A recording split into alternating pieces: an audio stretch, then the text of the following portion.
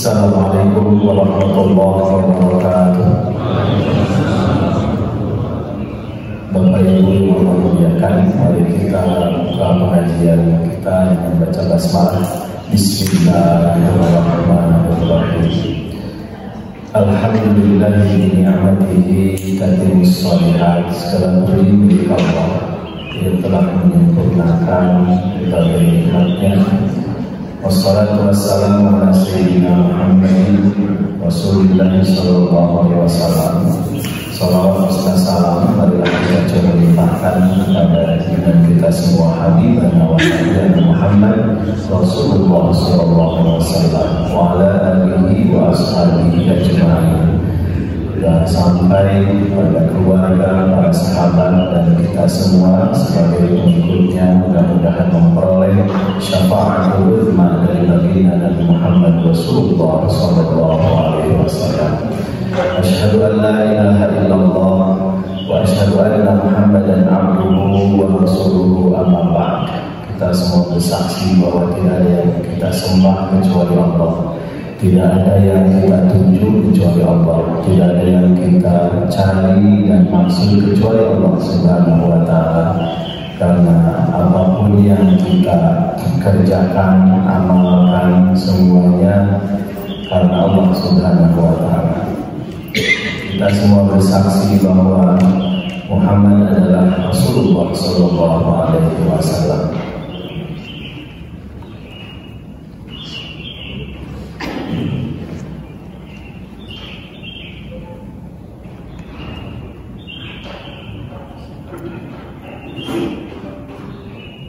Alhamdulillah, di Jumat subuh ini, qabla subuh wa ba'da subuh, kan sudah sahur.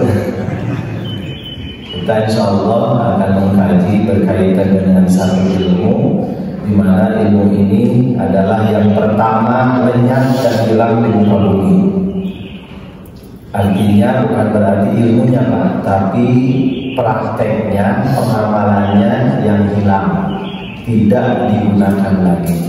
Kalau ilmunya Masya Allah banyak yang ahli, bahkan Bapak Ibu yang tidak bisa menghitung juga bisa. Kenapa? Karena sudah banyak aplikasi waris itu sudah banyak. Bapak Ibu buka di Play Store, walaupun ada yang ada kekurangan wajar, namanya juga manusia, dan aplikasi itu kadang-kadang butuh juga penyempurnaan. Belum lagi perbedaan pendapat dalam hal pembagiannya. Pada hari ini kita akan mengkaji pengantar terlebih dahulu, walaupun nanti sedikit-sedikit kita akan praktek gitu ya, mungkin 1-2 kasus. Karena untuk waris ini memang harus banyak kasus, dan saya belum sempat banyak, baru 20 sekian kasus gitu ya. Memang kalau ini ya bisa ratusan kasus begitu. Bapak Ibu yang Allah muliakan, kita awali dari definisi ya. Sebagaimana dalam keilmuan itu, kalau dalam filsafat ilmu kan ada 3 ya, ada ontologi, epistemologi, dan aksiologi. Kalau dalam ilmu balaghah malah ada 10 pan ya, lebih banyak lagi sebetulnya. Nah, ontologi itu definisi apa hakikatus syai', apa itu waris. Kalau epistemologi itu bagaimana caranya supaya kita mengetahui waris gitu ya, mulai dari misalnya sebab-sebab saling mewarisi, kenapa tidak dapat bagian, kenapa anak dia itu anak tapi kenapa nggak bisa dapat waris? Oh, karena dia membunuh mayat misalnya, membunuh ayah atau ibunya sehingga dia tidak dapat warisan, atau sebaliknya dia murtad, karena alasan murtad kemudian tidak bisa dapat warisan, termasuk juga bagian-bagian dan sebagainya. Kemudian yang ketiga aksiologi, guna atau manfaat. Apa sih tujuannya kita mengamalkan waris ini? Ya, tujuan utamanya adalah mengamalkan apa yang Allah perintahkan di dalam Al-Quran. Karena jalan-jalan di dalam Al-Quran begitu detail, gitu ya, begitu rinci Allah menjelaskan suatu hukum. Al-Quran yang jumlah ayatnya 6.236 ayat, hitungan kufah, hitungan umum itu 6.666 ayat begitu. Dan perbedaan itu sebetulnya perbedaan start dan finish, kapan mulai dan kapan berakhir atau berhenti di akhir ayat. Nah, itu ayat ahkam atau tafsir ahkam itu kurang lebih hanya 500 saja, 500 ayat kurang lebih. Dan yang paling detail itu antara lain yang waris ini sampai disebutkan setengah, seperempat, sepertiga, seperenam, 2/3, 1/8 dan seterusnya. Nah, selain juga perkara wudu ya, wudu juga disebutkan ya, 4 rukun di dalam surah Al-Maidah ayat 6 ya, membasuh wajah, tangan sampai sikut, kemudian kepala, kemudian kaki, sementara niat diambil dari hadis, tartib diambil dari ayat itu. Bapak Ibu, waris ini berasal dari bahasa Arab. Warisa yaitu warathan wa mirathan, yang maknanya berpindah sesuatu dari seseorang kepada orang lain. Yang berpindah ini pindah harta gitu ya. Dalam ilmu fikih dikenal dengan babul miras. Jadi ada waris, ada miras ya. Kata miras secara istilah adalah warisan harta kekayaan yang dibagikan dari orang yang sudah meninggal dunia kepada ahli warisnya. Jadi kalau waris itu memang harus meninggal terlebih dahulu. Kalau masih hidup, bapak kasih kepada anak itu bukan waris, tapi hibah, gitu ya. Nanti ada beberapa istilah yang akan kita kaji. Kemudian hukum waris adalah termasuk salah satu hukum keluarga Islam yang paling penting dan berkaitan dengan kewarisan. Kematian seseorang dapat menimbulkan dampak terhadap berpindahnya hak dan kewajiban kepada orang lain yang ditinggalkan, yang kemudian disebut dengan istilah warasah, artinya ahli waris dan wali. Ini menurut pendapat Rahman ya. Sejumlah literatur hukum Islam menggunakan istilah hukum waris dengan beberapa istilah. Ada kewarisan, ada miros, ada mawaris, bahkan ada faraid ya, ilmu faraid. Nah, ini istilah-istilah ini sebetulnya sama saja, intinya adalah ilmu waris. Jadi mau ilmu waris, mau miros, mau mawaris, mau ilmu faraid, sebetulnya itu juga. Penggunaan istilah yang berbeda ini kenapa ada? Karena perbedaan pokok utama pembahasannya. Nah, kemudian ada anjuran mempelajari ilmu waris. Ini hadis dari Sunan Ad-Darimi nomor 223 dari Ibnu Mas'ud ya. Kemudian berkata dari Ibnu Mas'ud kepadaku, siapa Rasulullah SAW, bunyinya matanya adalah ta'allamul ilma, pelajarilah olehmu ilmu, wa allimuhu an-nasa, ajarkanlah ilmu itu kepada orang-orang. Dan kita sekarang sedang ya, bahkan Bapak Ibu perkara atau yang sunnah di bulan suci Ramadan ini nilainya kan tinggi gitu ya, sama dengan ibadah wajib di hari-hari selain bulan suci Ramadan. Ibadah wajib itu nilainya lebih tinggi di bulan suci Ramadan, bahkan ada keterangan yang sampai 70 kali lipat. Nah, kemudian setelah Nabi menyampaikan pelajarilah ilmu dan ajarkanlah kepada orang-orang, kemudian Nabi bersabda ta'allamul faraid. Yang dari saya kasih warna merah ya, pelajarilah olehmu faraid. Ini istilah faraid ada dalam hadis, wa allimuhun nasa, dan ajarkanlah kepada orang-orang.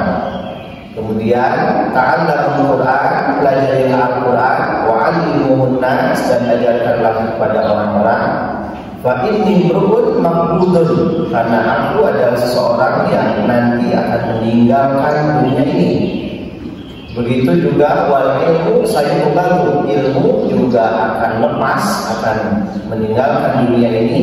Dan kalau ilmu sudah lepas, bukan ilmunya yang hilang, tapi ulamanya yang diwafatkan oleh Allah Subhanahu wa Ta'ala. Kalau para ulama yang begitu takut kepada Allah itu semua pada wafat, maka yang akan dijadikan orang tempat bersandar, pemimpin atau ulama adalah orang-orang yang tidak berilmu.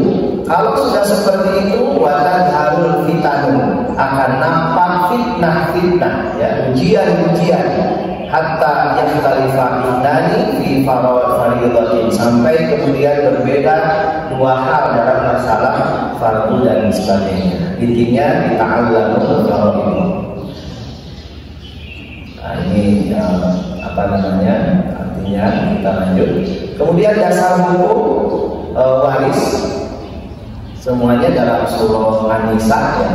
Mulai dari ayat 7, kemudian yang agak panjang ayat 11 dan 12, kemudian yang terakhir berkenaan dengan kalalah. Ya, kalalah itu man mata, orang yang wafat dan dia tidak punya anak, tidak punya ayah juga, gitu ya. Kemudian yang terakhir surah An-Nisa 176. Jadi 4 ayat ini semuanya dalam surah An-Nisa ini adalah dasar hukum waris. Kita bahas satu persatu. Al-Quran surah An-Nisa ayat 7 berbunyi, A'udzubillahi minasyaitonir rajim. Bismillahirrahmanirrahim. Lirrijali nasibum mimma tarakal walidani wal aqrabun. Bagi laki-laki ada hak bagian dari harta peninggalan kedua orang tua dan kerabatnya. Walin nisa'i nasibum mimma tarakal walidani wal aqrabuna mimma qalla minhu aw kathura nasiban mafruḍa. Bagi perempuan juga ada hak pula dari harta peninggalan kedua orang tua dan kerabatnya, baik sedikit maupun banyak, menurut bagian yang telah ditetapkan. Nah, ini masih umum, ya. Jadi laki-laki, perempuan dapat bagian, tapi tidak disebutkan berapa bagiannya.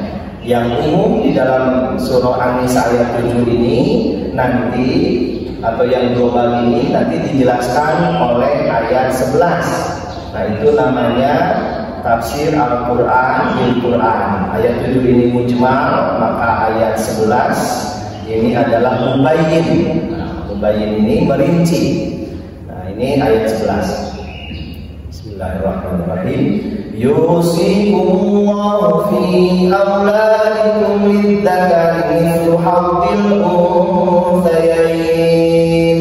Allah mewasiatkan bagi anak laki-laki, ya, anak-anak kalian, lidzakari, bagi laki-laki, mithlu hadzil unthayain, memperoleh 2 bagian dari perempuan. Jadi perempuan 1 bagian, laki-laki 2 bagian.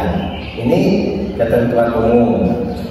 Fa in kunna nisa'an fawqa thnatayn falahunna thulutha ma tarak. Maka jika semuanya perempuan itu lebih dari 2, berarti 3, ya, 3, maka bagian perempuan itu dapatnya 2/3. Ya, kalau perempuan semuanya dan lebih dari 2, berarti 3 ke atas, maka bagiannya adalah 2/3. Wa in kanat wahidatan falahan nis. Tapi jika anak perempuannya nyentri sendirian, maka dia memperoleh setengah. Wali abawayni kulli wahidin minhuma as-sudusu mimma taraka in kana lahu walad. Wali abawayni, maksudnya ayah ibunya yang wafat ya, istri atau suami, maka dia memperoleh 1/6 ingkana lahu walad, jika punya anak. Jadi jika mayat punya anak, maka ayah dan ibunya itu hanya dapat 1/6. Wa illam yakul lahu waladun wa warithahu abawahu fali ummihi thuluth. Tapi jika tidak punya anak si mayat ini, maka bagi ibunya 1/3. Thuluth itu 1/3. Fa in kana lahu ikhwatun fali ummihi thuluth min ba'di wasiyatin yusi biha aw dain. Tapi kalau si mayat punya saudara, maka bagi ibunya, saudara sekandung maksudnya, maka ibunya dapat 1/6, itu pun setelah membereskan wasiat ataupun dain. Dain itu hutang piutang. Aba'ukum wa abna'ukum, orang tuamu dan anak-anakmu, dan seterusnya. Ini terjemahnya saya kasih warna merah ya. 2 anak laki-laki, 2 bagian anak perempuan. Kemudian perempuan lebih dari 2/3. Kemudian kalau perempuannya hanya 1 saja, setengah. Kemudian ibu bapak jika yang meninggal punya anak, maka 1/6. Jika yang meninggal tidak punya anak, bagi ibunya 1/3. Kemudian jika yang meninggal mempunyai beberapa saudara, maka bagi ibunya adalah 1/6. Nah, ini kita kaji dulu asbab nuzul ayat 11. Bapak Ibu, tidak semua ayat Al-Quran atau surah itu ada asbab nuzulnya. Kalau dalam Al-Quran ada asbab nuzul, kalau dalam hadis ada namanya asbab wurudil hadis. Nah, pertanyaannya, kenapa gitu ya? Kenapa tidak semua ayat atau surah dalam Al-Quran tidak ada asbab nuzulnya? Wallahu a'lam. Karena memang itu periwayatan. Jadi ada yang asbab nuzulnya, ada juga yang tidak. Kalau ada asbab nuzulnya mungkin lebih mudah untuk dipahami. Nah, bagaimana kalau yang tidak ada asbab nuzulnya? Maka ada seorang mufassir yang kemudian menggunakan metode munasabah ayat. Munasabah itu korelasi ya. Korelasi itu hubungan antara satu ayat sebelum dan setelahnya. Ada juga yang mengatakan bahwa Al-Quran itu selama belum ada pengkhususan maka berlaku umum. Artinya hukumnya umum. Baru kemudian atau kecuali ada ketentuan yang mengkhususkan. Adapun sebab turun ayat 11 surah An-Nisa ini menurut hadis yang diriwayatkan oleh Imam Ahmad, Abu Dawud, Tirmidzi dari sahabat Jabir, yang artinya telah datang kepada Rasulullah SAW istri Sa'ad bin Rabi dan berkata, wahai Rasulullah, ini adalah 2 anak perempuan Sa'ad bin Rabi. Ia telah gugur dalam perang Uhud. Seluruh hartanya telah diambil oleh pamannya. Nah ini ya, seluruh hartanya diambil oleh pamannya dan tak ada yang ditinggalkan untuk mereka. Sedangkan mereka tak dapat menikah bila tidak memiliki harta. Rasulullah SAW berkata, Allah akan memberikan hukumnya. Maka turunlah ayat waris. Kemudian Rasulullah SAW mendatangi paman kedua anak tersebut dan berkata, berikan 2/3 dari harta Sa'ad kepada anaknya, kepada ibunya 1/8. Ya, ini berarti istri dari mayat kan, maksud ibu di sini. Sedang sisanya ambillah untukmu. Nah, pamannya dapat, pamannya dapat ya. Ambillah untukmu.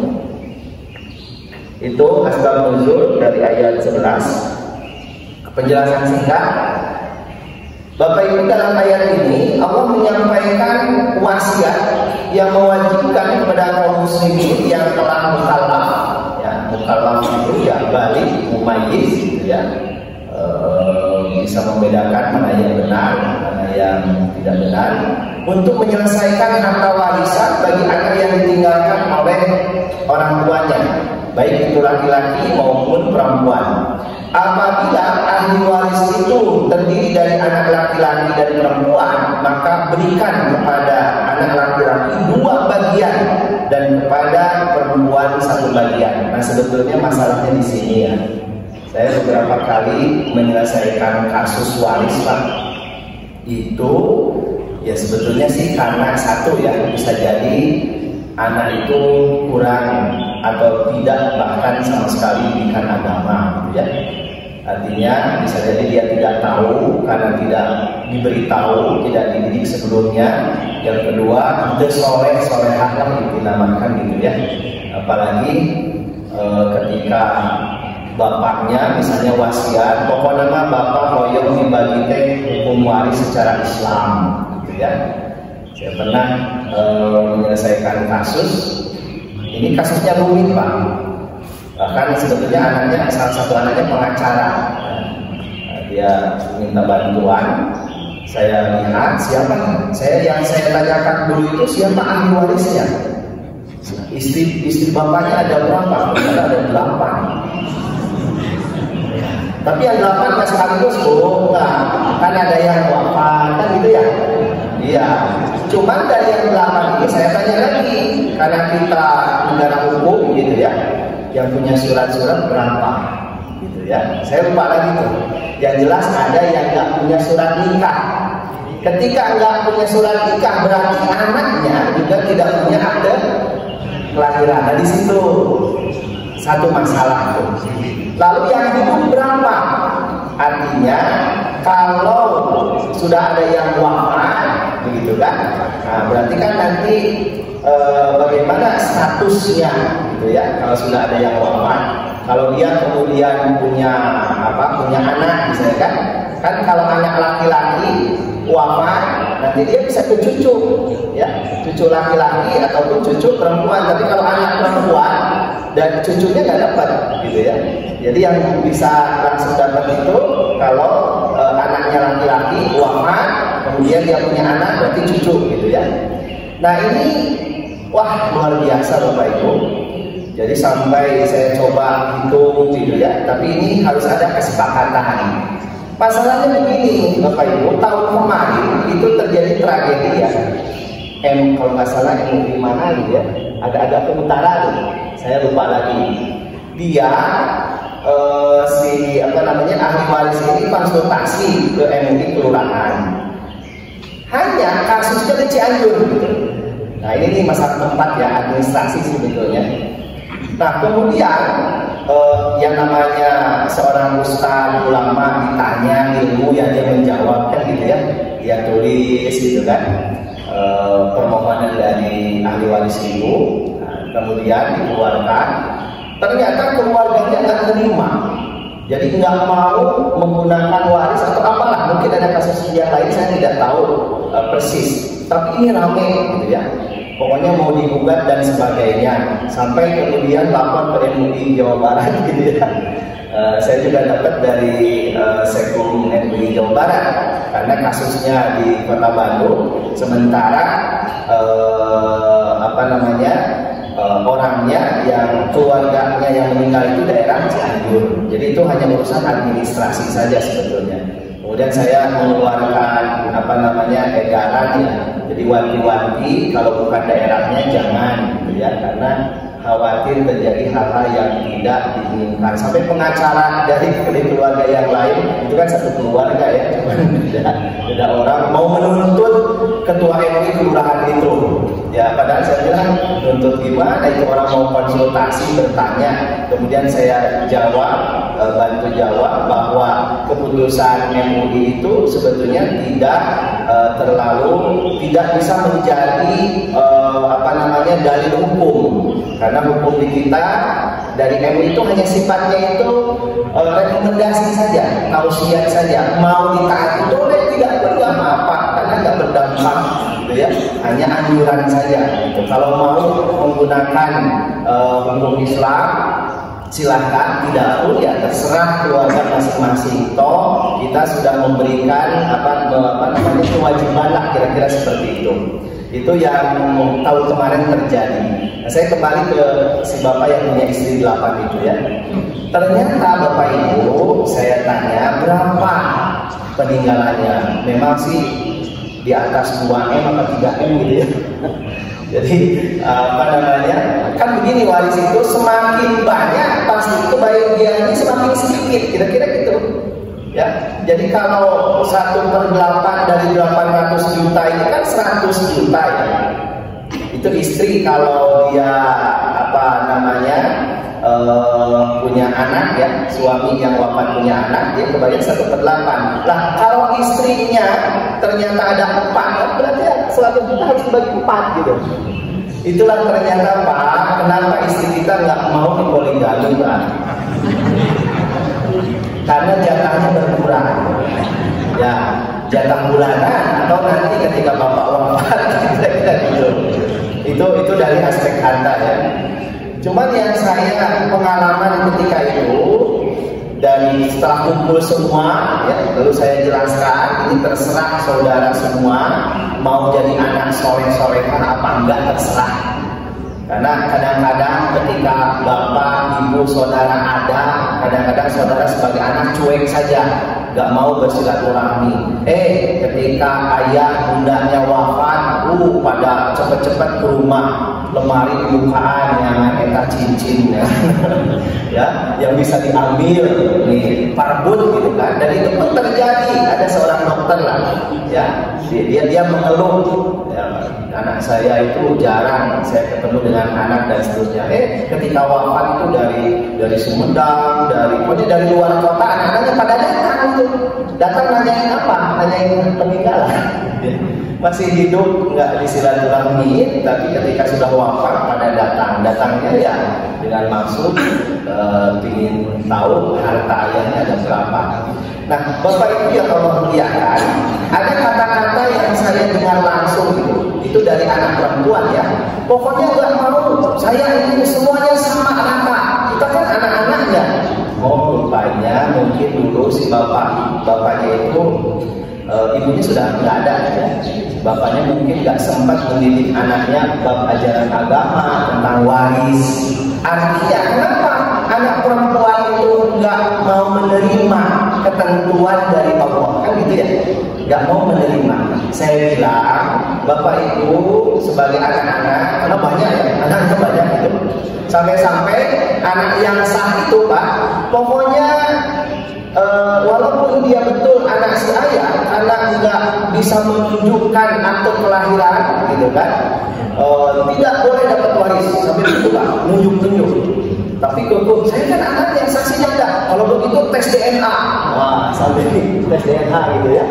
Saya bilang kalau tes DNA ke jalur hukum dan sebagainya, nanti harta warisnya habis, saya bilang. Habis pakai ngurus.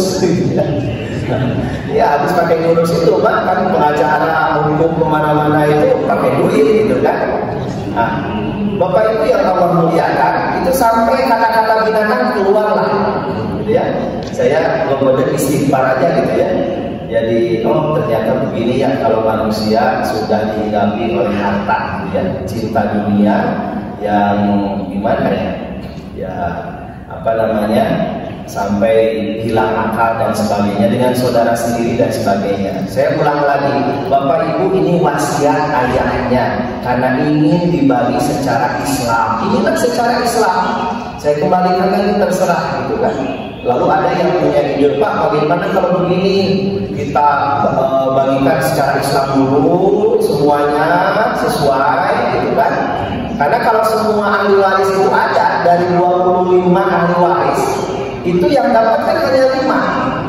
Ya, kalau yang wafat suami, itu yang dapat istri, anak laki-laki, anak perempuan, ayah dan ibu, gitu kan. Udah, yang lainnya terhijab. Ya. Lalu yang mendapat seperti itu kita bagikan secara Islam. Nanti setelah itu, nah yang dapat 2 bagian nanti dibagi rata, gitu ya. Saya bilang kalau itu ya silakan. tapi kan nggak tahu milik masing-masing, ya laki-laki ridho apa enggak, gitu kan? Nanti kalau mengungkap dalam hati nggak ridho, itulah yang akan mencelakakan. Dan akhirnya saya juga tidak tahu apa dibagikannya seperti apa, karena tugas saya hanya menghitung saja dan memberikan menyampaikan pesan-pesan Al-Quran dan hadis Rasulullah SAW. Bapak Ibu yang Allah muliakan, kita lanjutkan. Adapun hikmah anak laki-laki mendapat 2 bagian. Nah ini hikmahnya ya. Karena anak laki-laki memerlukan harta untuk memenuhi kebutuhan dirinya dan nafkah istrinya serta anaknya. Sedangkan perempuan hanya memerlukan biaya untuk dirinya sendiri. Apalagi kalau sudah punya suami, maka itu adalah kewajiban suami. Sementara anak laki-laki dia akan menggantikan posisi ayahnya. Maka dia akan bertanggung jawab. Jika ibunya masih ada, maka dia bertanggung jawab untuk mengurus ibunya. Kalau dia punya adik atau saudara perempuan, dia akan menjadi wali, ya, wali pengganti dari ayahnya. Dan semua kebutuhan termasuk juga keperluan anak perempuan, saudara-saudara perempuan, anak laki-laki lah yang akan bertanggung jawab. Nah, itu masalahnya. Ini kan sebetulnya rela ridho enggak dengan takdir Allah, kan begitu. Jadi kalau anak perempuan itu tidak ridho dengan takdir Allah, mungkin kesalahannya kita juga sebagai orang tua mungkin. Kenapa? Mungkin satu ya tidak mendidiknya dengan baik, gitu ya. Belum memberitahu. Mungkin kita tidak bisa menyalahkan anak perempuan ini salah, tidak bisa. Pernahkah kita menyampaikan, mendidik, berbicara dari hati ke hati pentingnya ajaran agama, pentingnya faraid? Dan ternyata benar Bapak Ibu, memang hampir di mana-mana. Pertanyaan Ibu dulu ya waktu hari Ahad itu tidak sedikit yang kemudian orang tua itu kemudian bilangnya begini, pokoknya bapak-bapak mau waris, tak ya nama dek merewet imah di uang gitu, bagi-bagi rumah ataupun tanah 100 tumbang gitu ya. Ya itu seperti itu juga sebetulnya ada masalah sedikit ya. Barang siapa yang dengan sengaja dia tidak mau mewariskan, dihabiskan seluruh hartanya, ya Allah juga murka, kira-kira begitu. Bapak Ibu yang Allah muliakan, adapun apabila dia telah menikah, bahwa kewajiban nafkah itu ditanggung oleh suaminya. Karena itu wajarlah jika dia diberikan 1 bagian. Ini dulu kan pernah oleh salah satu menteri agama kita ya, dikritisi. Hebat ya, Al-Quran dikritik. Ya, dulu kan tahun 90 saya lupa lagi siapa itu. Dia bilang Al-Quran ini sudah tidak relevan di zaman sekarang. Sudah tidak relevan dengan emansipasi wanita. Saya tidak emansipasi apa emansipasi ya. Iya.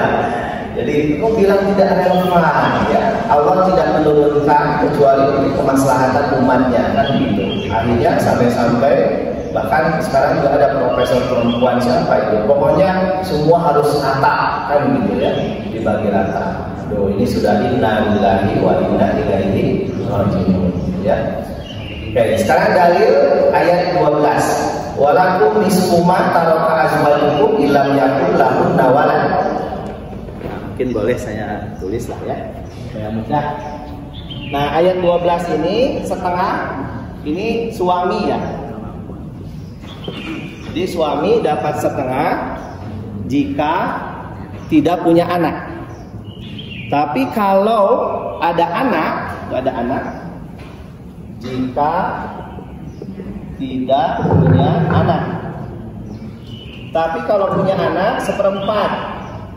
Ada anak maka 1/4. Itu ayat selanjutnya, fa in kunna lahunna waladu falakumur rubu'. Lakum itu ke suami ya, mimma tarakna mim ba'di wasiyah. Tapi tetap pembagian waris itu setelah 1 pengurusan jenazah, kan ada biaya ya. Yang kedua piutang. Kalau mayat punya hutang itu selesaikan dulu. Kreditan kalau kreditnya 5 tahun gimana ya? Kalau kreditnya 15 tahun rumah belum selesai gimana ya? Nah, ya nggak diselesaikan ya, atau ya itu teknis lah itu Pak. Jadi jangan dulu bagi waris sebelum hutang atau yang berkaitan dengan mayat itu belum selesai. Semuanya harus diselesaikan. Hutang piutang itu sederhana, tapi ini akan menyebabkan mayat di akhirat ini celaka. Ya, berbahaya. Bahkan dalam keterangan itu disebutkan, walaupun ia rajin beribadah, sholat, puasa, baca Al-Quran dan sebagainya, tapi kalau hutang piutang di dunia nggak diselesaikan, maka akan diselesaikan di akhirat. Itulah pentingnya akhirat, Pak. Akhirat itu tempat menyelesaikan. Dunia, kalau kita di dunia ini, yang koruptor tidak tertangkap, ada orang berbuat dolim tidak ketahuan, ada orang bunuh tidak ditangkap dan sebagainya, tidak perlu berkecil hati. Berarti urusannya di dunia nggak selesai, nanti di akhirat diselesaikan. Nah, bagi kita yang masih hidup, selesaikanlah semua urusan ini di dunia. Makanya kalau sudah sholat mayat ya suka ada pengumuman kan? Ya ada pengumuman kan? Bapak ibu gitu kan? Kata keluarganya, bila almarhum almarhumah punya hutang gitu ya, silahkan tagihkan ke saya, ke keluarganya, ke anaknya, sambil bawa fakturnya. Celakanya nggak ada fakturnya, Pak. Saksinya nggak ada. Wah, Pak, itu padahal minjemnya 10 juta. Gimana coba, Pak? Al-Quran itu benar. Surah ayat 282 surah Al-Maidah, ya ayyuhalladzina amanu idza tadayantum bidainin ila ajalin musamma faktubuh. Gitu ya. Wahai orang-orang beriman, jika kalian hutang piutang ya sampai pada waktu yang ditentukan, maka tulis, kan gitu. Ini ayat hutang piutang secara umum ayat administrasi, Pak. Itu ayat terpanjang dalam Al-Quran.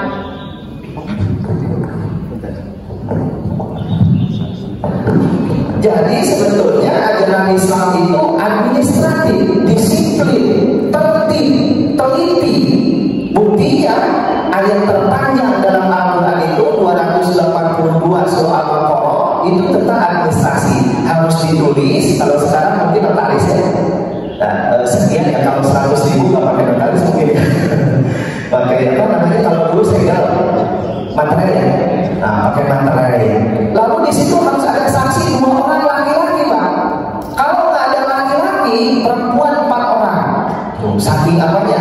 Saking harus tertib, teliti, gitu ya. Nah, kadang-kadang kan kita maaf, Pak Haji mau mewakafkan orang tua kita dulu ya. Nah, wakaf nanti ngobrolnya di hawu gitu kan. Pokoknya mereka tanah saat berkata mangga di dalam masjid tidak naon tos gitu kan.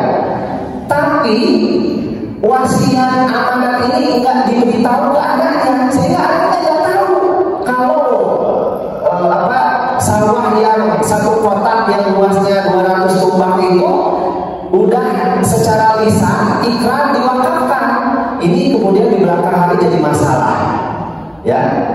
Bisa jadi masalah itu, bisa jadi anaknya nggak tahu, takut berbohong, atau yang keduanya anaknya tahu, tapi dia tidak mau tahu. Kenapa? Nggak butuh. Apalagi di kota. Itu banyak kasus seperti itu. Oleh karena itu, sebetulnya mari kita tertib administrasi. Ketika Bapak Ibu mewakafkan, segera urus.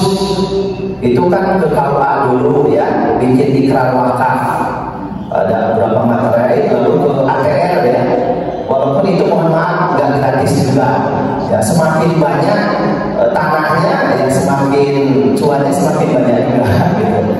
Nah, kemudian Bapak Ibu kita lanjut dulu. Tadi sampai mana ya? Nah, walahunna rubu. Nah, kalau lahunna ini ke istri, Pak. Dominnya lahunna.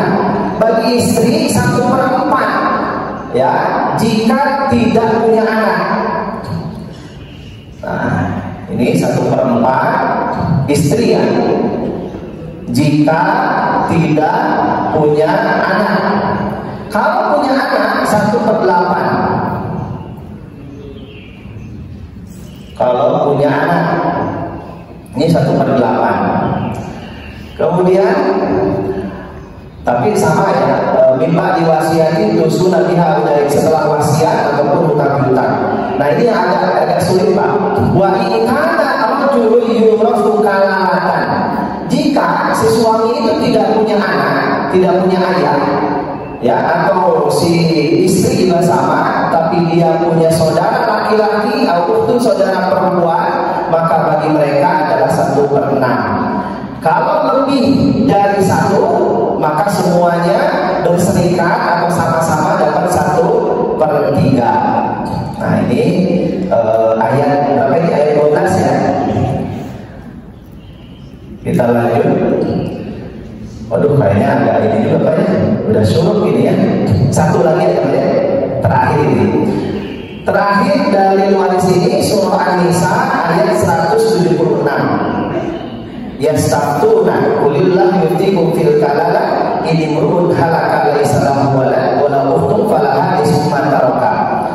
Jadi kalau seseorang meninggal dia tidak punya anak, tapi dia punya saudara perempuan, hanya saudara perempuan, maka saudara perempuannya dapat setengah.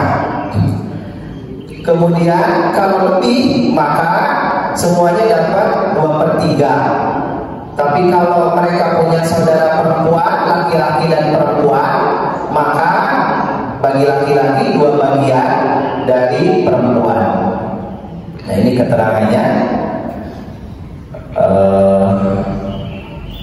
Bapak Ibu yang Allah muliakan, nah mungkin ini penting juga ya. Sebab-sebab memperoleh warisan: 1 karena nasab, kerabat ya. Ahli warisnya bapak dari orang yang mewarisi atau anak-anaknya atau hasyiahnya, pinggir-pinggirnya seperti saudara-saudaranya, anak-anak mereka, paman dari jalur bapak dan anak-anak mereka.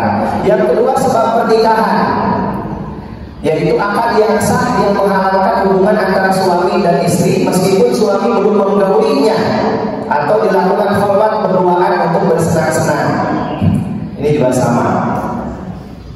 Tapi saya ingin begini Pak, mohon maaf Ibu ya, sekarang ini ada perempuan yang bisnisnya nikah. Maksudnya dan kasusnya sudah ada korban. Jadi begini, si perempuan ini cari laki-laki kaya Pak. Mau duda, mau bukan duda, pokoknya tujuannya nikah. Tapi dia sudah merencanakan, sudah 1 tahun punya anak atau nggak punya anak, dia cerai. Oke ya, dia cerai.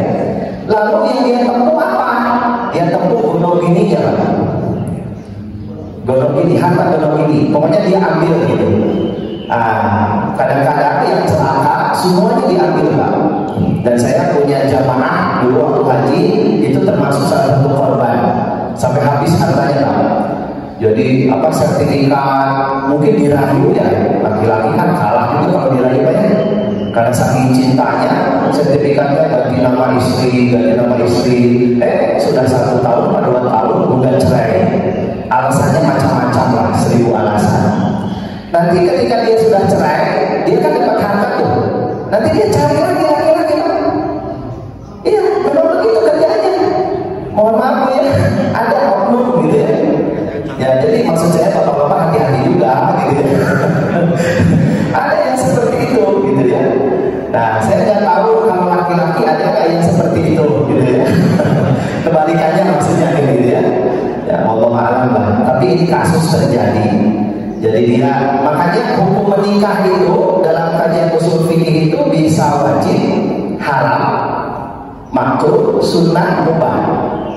Wajib jika laki-laki dia mampu secara zahir kerjaan dapat untuk biaya bisa ya, kemudian batin juga bisa, dan kalau tidak segera menikah khawatir terjerumus terhadap perzinahan, maka laki-laki itu wajib segera menikah. Kalau tidak dia bisa berzina. Itu hukum wajib. Haram kalau niat kayak tadi, pokoknya saya mau menikahi nenek itulah gitu kan, kata si bujang ini hartanya banyak, nggak punya anak ya, dengan harapan segera mati. Nanti kan dapat warisnya. Kalau nggak punya anak kan seluruhnya ke dia ya, seluruhnya ke dia. Apalagi kalau dia tidak punya ayah, tidak punya apa ya gitu ya. Kalau tidak punya keluarga apalagi ya, kalau punya keluarga itu saudara-saudaranya. Itu cepat mati, itu kan hukumnya haram Pak. Walaupun ternyata bisa jadi karena takdir Allah yang duluan wafat bukan istrinya yang sudah tua, tapi suaminya yang masih muda. Kenapa? Ternyata keracunan Pak.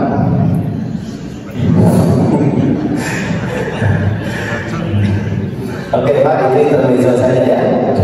Kemudian wala, seseorang yang memelihara budak laki-laki dan budak perempuan. Ini juga dapat, cuman sekarang kan perbudakan tidak ada ya. Ajaran Islam menghapus semuanya. Bapak Ibu, mungkin itu saja ya, karena sudah jam 6. Izin Pak Haji, mungkin nanti kita sambung lagi. Karena ya memang kalau waris ini harusnya 3 SKS Pak.